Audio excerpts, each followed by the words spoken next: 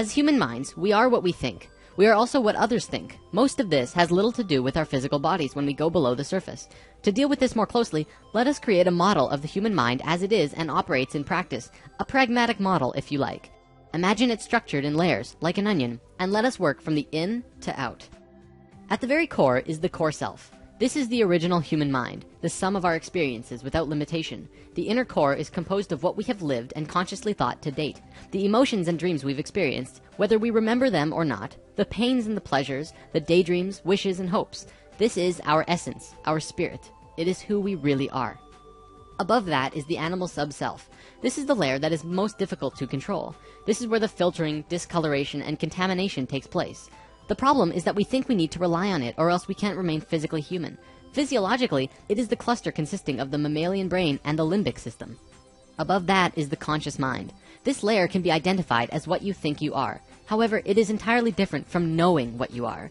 The reason for this is that only a part of the inner core is available to the conscious you. Hence, there is much distortion, as expression has to pass through the animal sub-self. The conscious mind may be wholly accurate, but some areas may give an opposite interpretation from that of your core self. Though much of this layer is deliberately hidden from others, a considerable part is expressed in your outer self. Because it is so strong, we have no choice in this. This layer is also complicated by belief systems. For many of us, the complexity becomes a maze. It is no surprise that most of us don't find a clear way out.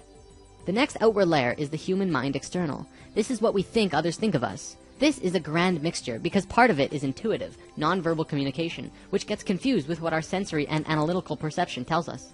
This layer is constantly changing with new experience and new perception. It is also controlled heavily by cultural context. We develop these artificial and synthetic drives of motivations, which most often leads to mental and physical dysfunction. Instead of being yourself, you begin to lead a totally reactive existence, which is what many people do. If you allow this lifestyle to take over, it can be a living hell. Moving outward, the next level is the human mind role. This is like the skin, what you want others to think of you. This is fairly simple. It is the presentation of the self. Mostly, it is set by the acceptability and needs of the world around you, superimposed hopefully with waves and pulsing thrusting from your inner core. The presentation of self is careful and usually covered with a sheen of deception. In hard cases, no signs of the inner layers ever even appear, even under great stress. And finally, the outermost layer, much larger than you'd expect, is composed of others' thoughts of you. Consider yourself as existing wherever and whenever another person or being thinks of you, even only occasionally, living almost through memories, but by creating those memories, they are connecting with you, and they do exist all around you. It is because of this that most often, others' perceptions of you have very little awareness of what's in your inner core self. The disguise and filtration are in the way. Many people have a hard time connecting with their core self, their spirit. Most don't even know that it exists, though that is changing. So, moving on, let's answer the biggest question here. What is the point of meditation?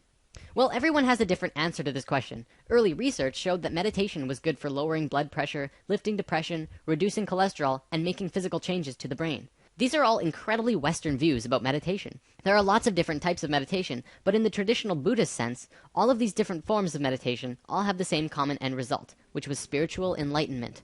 And through that comes the elimination of suffering. This elimination comes with the understanding of a unity consciousness, which we talked about in Lesson 4. Realizing the oneness of all things. See, the traditional intent of meditation is not to eliminate suffering by lowering blood cholesterol or stress, but to eliminate suffering by shifting perspective. Meditation teaches you to turn your attention away from the mundane physical and personal experiences of the world, where problems seem significant, and turn to experience life through a broader, more interconnected perspective, being one with everything. The process transcends and changes our sense of self, so that our problems seem less meaningful and less troubling. The point is not to reduce the physical cause of discomfort through improved health, but to change the importance we place on that discomfort. Maybe it's time to revisit that quote from the beginning. I think, therefore I am not. Only when the mind is silent, I am.